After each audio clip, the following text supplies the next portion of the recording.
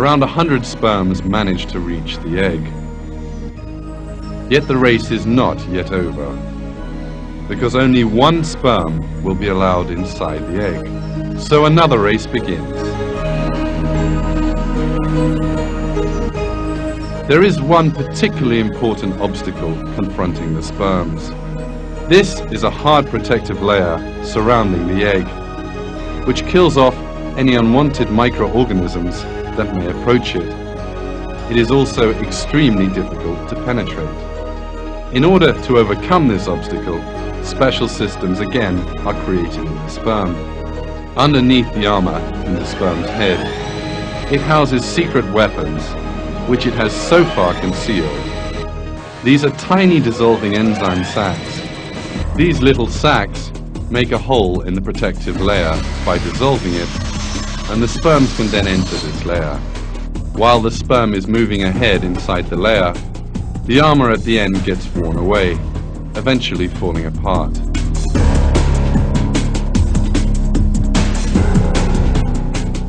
The falling apart of the armor is part of the perfectly functioning plan, because thanks to this, the second set of enzyme sacs inside the sperm can emerge. These enable the sperm to overcome the last obstacle facing it, in other words, the piercing of the eggshell.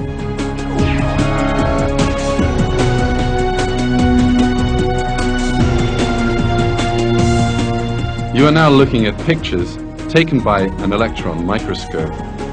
The sperm has red-colored armor. This armor melts away, and the sperm enters the egg through its shell.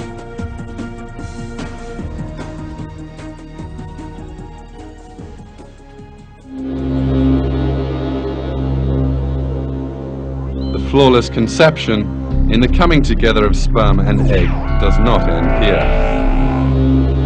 As soon as the sperm reaches the eggshell, yet another miracle takes place. The sperm suddenly abandons the tail, which has brought it all this way. This is essential, because if the sperm did not do so, the tail, which is constantly in motion, would enter the egg cell and destroy it. The discarding of the tail section resembles the way a rocket might jettison its spent fuel tanks on leaving the atmosphere, having no further use for them. But how can the tiny sperm make such a fine calculation?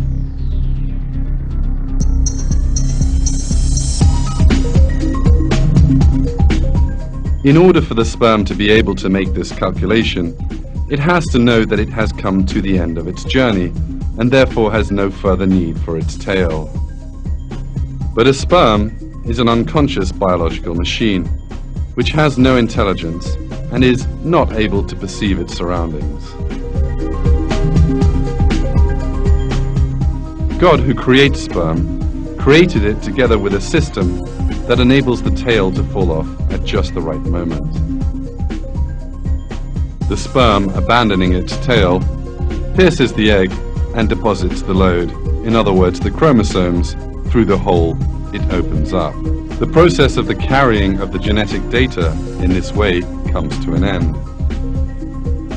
As a result of the harmonious functioning of hundreds of different and independent systems, genetic data regarding the man's body reaches the egg cell.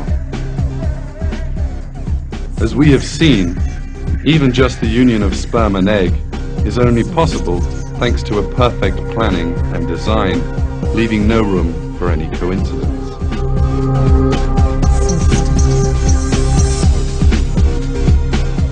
Even if people are not aware of it, the intelligence and planning seen in every part of these events are clear proofs that human beings are created by God.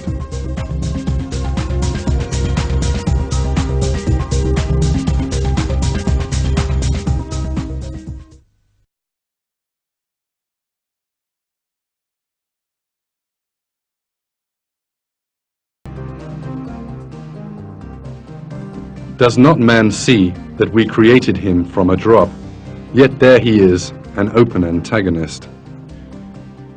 He makes likenesses of us and forgets his own creation, saying, "Who will give life to the bones when they are decayed?" say he who made them in the first place will bring them back to life. He has complete knowledge of every created thing.